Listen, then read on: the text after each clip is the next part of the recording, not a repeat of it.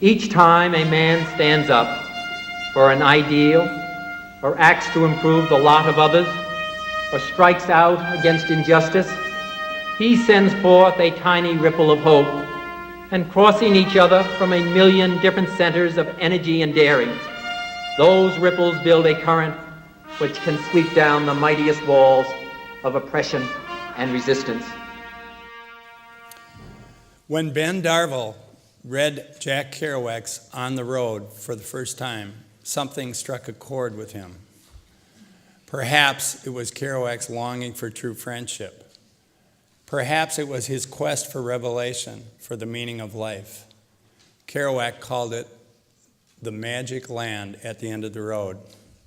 Ben's own quest doesn't involve cars and multi-state road trips. Instead, his magic land is the great outdoors, hunting in the woods, fishing on the Mississippi.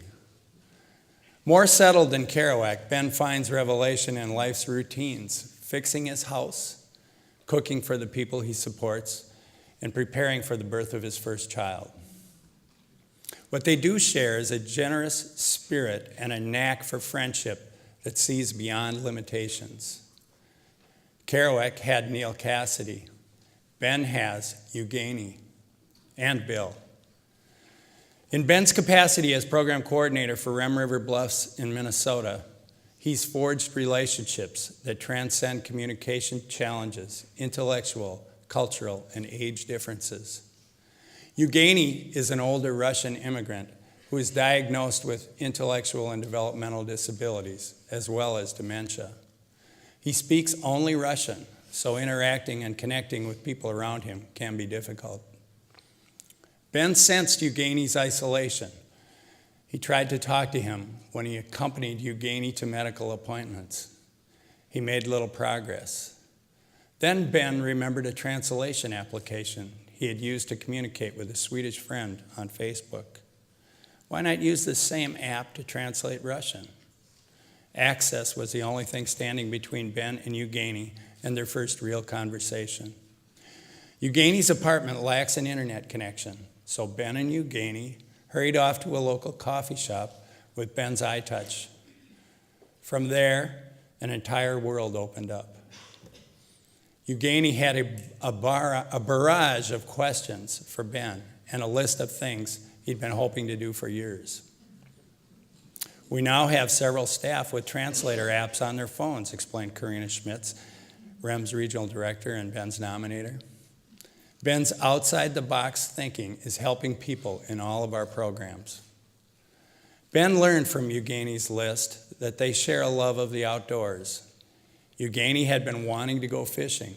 He didn't have to ask Ben twice. They found an extra pole, and the two were off. They've been several times since. Fishing is an activity that Ben uses to create connections with the people he serves. He's taken young people in REM's new children's program to the banks of the Mississippi, and he's forged a regular fishing partnership with another man named Bill. Ben feels deeply what Henry David Thoreau conveyed so wisely. Many men go fishing all their lives without knowing that it's not the fish that they are after. For Ben, fishing means peace and joy, but it also means connection and hope, and yes, even revelation. But Ben's commitment doesn't end with fishing. When Bill's mother died, Ben helped Bill work through the sale of his house and the purchase of another. Ben packed Bill's belongings, hired the movers, installed a new dishwasher, and even painted the walls. Ben's enthusiasm is infectious. "I can tell you really care about your job," said Ben's brother during a conversation.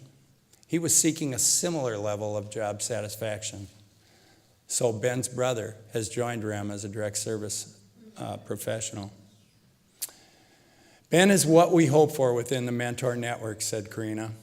He never ceases to create opportunities well above anyone's expectations. His appeal is ageless. Ben, for creating a magic land for the people you serve, the place and space to grow and live full, rich lives, for thinking outside the box and leveraging your own skills and passions for the benefit of others. and for bridging the divides of culture, age, and ability to forge friendships that will last a lifetime. I'm proud to present you with the Ripple of Hope Award.